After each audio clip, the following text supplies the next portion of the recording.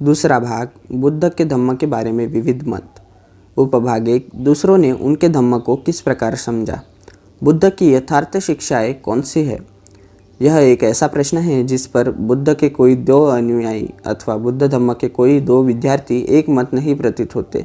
कुछ के लिए समाधि ही उनकी खास शिक्षा है, कुछ के लिए विपश्यना ही है, कुछ के लिए बुद्ध धम्म चंद विशेष रूप से दीक्षित लोगों का धम्म है, कुछ के लिए यह बहुत लोगों का धम्म है, कुछ के लिए इसमें शुष्क दार्शनिकता के अतिरिक्त और कुछ नहीं, कुछ के लिए यह केवल एक रहस्यवाद है, कुछ के लिए यह संसार से स्वार्थपूर्ण पलायन है, कुछ के लिए यह हृदय की प्रत्येक छोटी बड़ी भावनाओं को दफना देने की व्यवस्था शास्त्र है। बुद्ध धम्म के संबंध में और भी नाना मतों का संग्रह किया जा सकता है। इन मतों का परस्पर विरोध आश्चर्यजनक है। इनमें से कुछ मत ऐसे लोगों के हैं जिनके मन में किसी खास एक बात के लिए विशेष आकर्षण है। ऐसे ही लोगों में से कुछ समझते हैं कि बुद्ध धम्म का सार समाधि या विपश्यना में अथवा चंद दीक्षित लोगों का धम्म होने में ही है। कुछ दूसरे मतों का कारण यह है कि बुद्ध धम्म के बारे में लिखने वाले अनेक लोग प्राचीन भारतीय इतिहास के पंडित हैं। उनका बुद्ध धम्म का अध्ययन आकस्मिक है और इतिहास से संपर्क रखने के ही कारण है।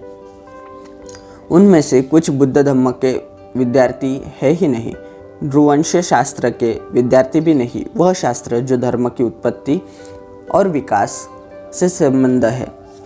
प्रश्न पैदा होता है कि क्या भगवान बुद्ध का कोई सामाजिक संदेश है या नहीं। जब उत्तर देने के लिए जोर डाला जाता है तो बुद्ध धम्म के पंडित प्राय दो बातों पर विशेष बल देते हैं। वे कहते हैं, भगवान बुद्ध ने अहिंसा की शिक्षा दी थी, भगवान बुद्ध ने शांति की शिक्षा दी थी। प्रश्न है, क्या बुद्ध ने कोई दूसरा सामाजिक संदेश दिया? क्या बुद्ध ने न्याय की शिक्षा दी? क्या बुद्ध ने मैत्री की शिक्षा दी? क्या बुद्ध ने स्वतंत्रता की शिक्षा दी? क्या बुद्ध ने समानता की शिक्षा दी? क्या बुद्ध ने भ्रातृभाव की शिक्षा दी? क्या बुद्ध कार्ल मार्क्स के मुकाबले पर खड़े हो सकते हैं? बुद्ध धम्म का विचार करते समय इन प्रश्नों को प्राय कभी उठाया ही नहीं जाता। मेरा उत्तर है कि भगवान बुद्ध एक सामाजिक संदेश है। उनका सामाजिक संदेश इन सब प्रश्नों का उत्तर है, लेकिन उन सब प्रश्नों के उत्तरों को आधुनिक लेखकों ने दफना दिया है। उपभाग 2, बुद्ध का अपना वर्गीकरण।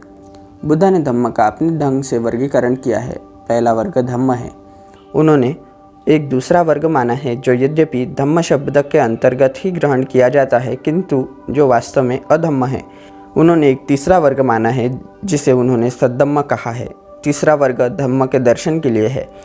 बुद्ध के धम्म को समझने के लिए आवश्यक है कि तीनों वर्गों को भली प्रकार समझा जाए, धम्म को, अधम्म को तथा सद्धम्म को।